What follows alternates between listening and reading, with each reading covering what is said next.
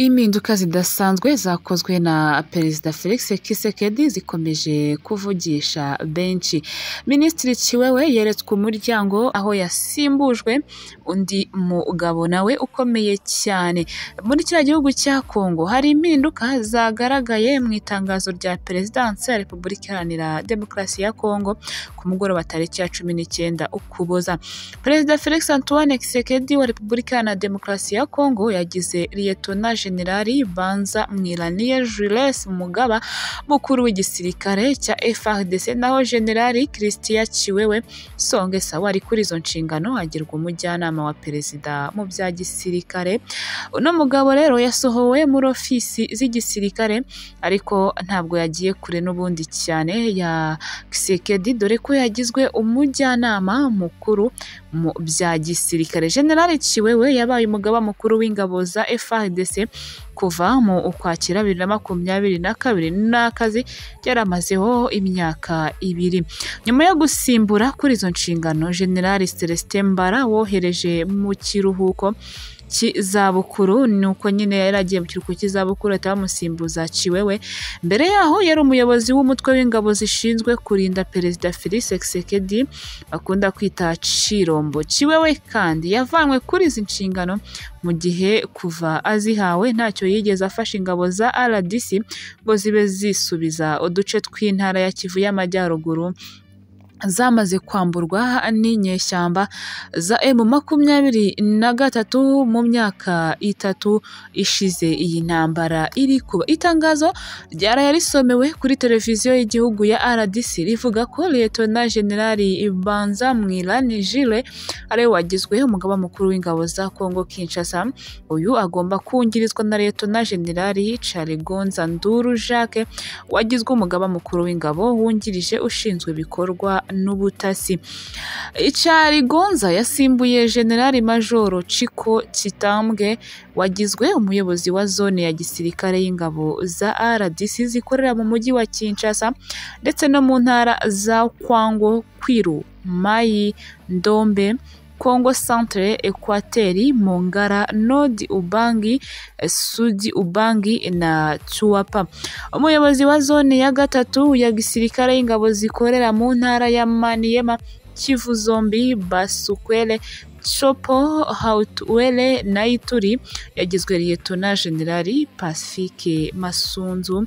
Mu zindi mpinduka, Generali Majoro Makombo Muwinaminayi Jean Roger yagizwe umukuru w'ubutasi bwa gisirikare asimbuye kuri izo nshingano Generali Majoro Christian Ndayiwere wagizwe umugaba w'ingabo zirwanira ku butaka.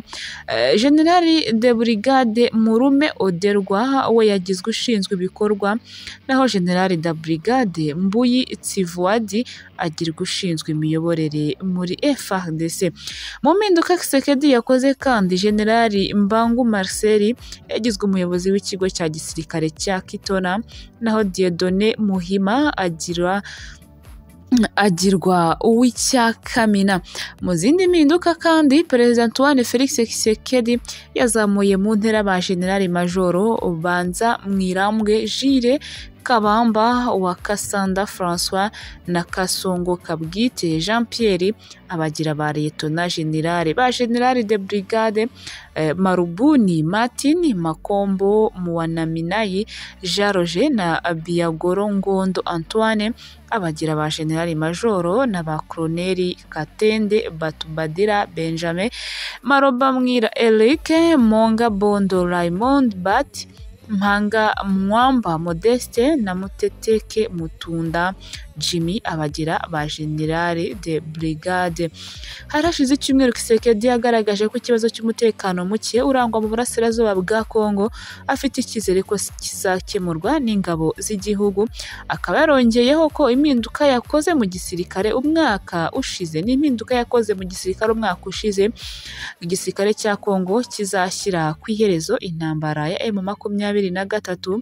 Ni ibihora bivugwa n'uyu mugabo, aho n'ubundi afite icyizere kitajya kigabanyuka, avuga ko ingabo ze ngo zizahangana n'uyu mutwe wa 23 paka kugera ku mwuka wa nyuma izi ngabo za M23 azitsisuye burundu. Ni ibintu bizagorana cyane kuri Tshisekedi kuko no mugabo n'ubundi akomeza abivuga ariko nta kigaragara cyuko hari icyo yakoze byibura kugira ngo akure mu birindiro cyangwa yambure byibura n'agace kamwe izi ngabo za M23. Minisitiri w'Ububanyi n'Amahanga n'Ubutwererane Olivier Nduhungirehe yagiranye ibiganiro na Ambasaderi Johanna Borgistam mu bigaruka ku biganiro bya Rwanda bigamije gushakira umuti ibibazo by'umutekano mu burasirazuba bw'iki gihugu cya Kongo n'ubundi twari turi kuvuga, ndetse ibi biganiro byabaye hifashishijwe ikoranabuhanga. Nicyo wamenya ni mu gihe nk'uko nakomeje kugenda mbikubwira muri izi nkuru zacu, kino gihugu cya Kongo cyari gifitanye ibiganiro n'u Rwanda bigaruka ku mahoro byari bubere i Rwanda ariko bikaza kurangira bino biganiro bitabaye. Perezida w'Ubufaransa Emmanuel Macron yasoje urugendo yagiriraga mu birwa bya Mayotte aho yageze nyuma y'uko ibi birwa binagenzurwa n'iki gihugu cy'Ubufaransa byibasiwe n'inkubi y'umuyaga yiswe Chido, aho yahitanye benshi abandi ikabakomeretsa ndetse n'ibintu byabo bimwe na bimwe bikagenda bikahangirikira.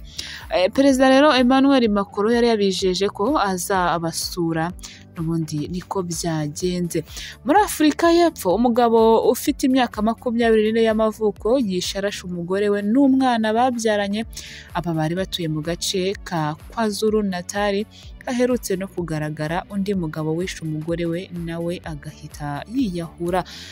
Ngayo nguko umuraperi Lil Durk arashinjwa kurenga ku mategeko yo muri gereza akavugira kuri telefone mu buryo butemewe. N'amakuru agezweho. Ikindi wamenya nuko muri Nigeria abahanzi bahora bahanganye bahuriye ku rubyiniro. Ni Davido ndimo ndamubona, undi ni Wizkid. Ngayo nguko ni amakuru agezweho. Umuhanzi Davis ategerejwe muri Uganda mbere y'uko umwaka wa 2024 urangira. Ni umwaka wagiye urangwa n'ibintu byinshi cyane, aho bano bahanzi bombi bagiye bakora cyane no muri ubu mwaka dutegura ibitaramo bisoza umwaka kandi byinshi. Makuru y'imikino nuko Rutsiro FC yatsinze Amagaju FC ibitego 2-1 umukino w'umunsi wa 14 wa Rwanda Premier League, ukaba n'umukino wa mbere mu mateka uje amakipe yombi ari gukina icyiciro cya mbere. Ngayo nguko ni amakuru agezweho mu buryo bwose, ariko ngendaje ngaruke nkubwire ku makuru y'imikino aho rutayizamu Farinyanye yahawe ikiruhuko na Rayon Sport. Ni amakuru y'imikino ngira ngo nze kuza kugarukaho nkubwire. Umuhanzi Okama yavuze ko kutagaragara mu bitaramo kenshi ahanini biterwa no kuba abategura ibitaramo batanga amafaranga make wakayanga, ahubwo akabanza akita ku bikorwa bye no kuzamura izina rye cyangwa se gutumbagiza urwego. Ni ibyo yatangarije kuri Kiss FM ubwo yari yagiye kuri iriya radiyo. Kuri uyu wa gatanu perezida wa CAF Dr Patrice Motsepe yahuye na perezida wa Kenya William Ruto bahurira i Nairobi mu biganiro byagarutse ku myiteguro yo kwakira irushanwa rya CHAN 2024. Ni mu gihe mu minsi yashize ubwo abagenzuzi basuraga stade zigomba kuzakira iyi CHAN bari bavuze ko inyubako zitari zagera kure, ko imirimo yo kuzisoza ikiri hasi cyane, aho bahaga amahirwe igihugu cy'u Rwanda ko gishobora kuzaba aricyo kizakira ino mikino.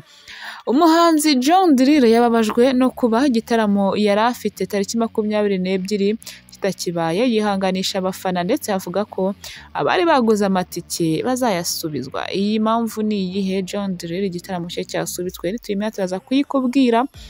Naho mu makuru y'imikino twongeye gusimbukira nuko Jezuri wabaye umukunzi ukomeye wa Real Madrid ndetse akaza no kuyikinira yatakagije Cristiano Ronaldo agira ati igihe nakinaga na Cristiano Ronaldo hari abafana 40,000 ariko Cristiano amaze gusimburwa 20,000 bahise bataha. Ngayo nguko ni amagambo yagiye atangazwa n'uyu mugabo Joselo.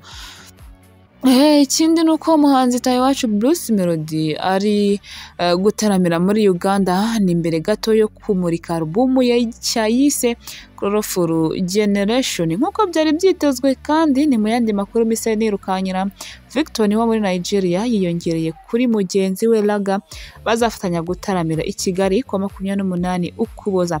Live Up Experience ni igitaramo kizabera hariya muri BK Arena aho amatike n'ubundi ari ku isoko. Ikindi u Rwanda rwamaze kwemeza ko rwaranduye burundu icyorezo cya virus ya Marburg nyuma yuko iminsi bari batangaje ko iyo minsi ishize bemeza burundu ko icyorezo kibarizwa mu gihugu. Ibyo ngibyo iyo minsi yashize nta muntu n'umwe wari wagaragara ko yanduye icyo cyorezo. Reka rero ngushimire cyane amakuru yacu nakagaruka, amakuru agezweho muri kano kanya ngiye yose yakunyuriyemo. Reka nkubwire ngo amahoro y'Imana akomeze kubana nawe rero. Shalom shalom.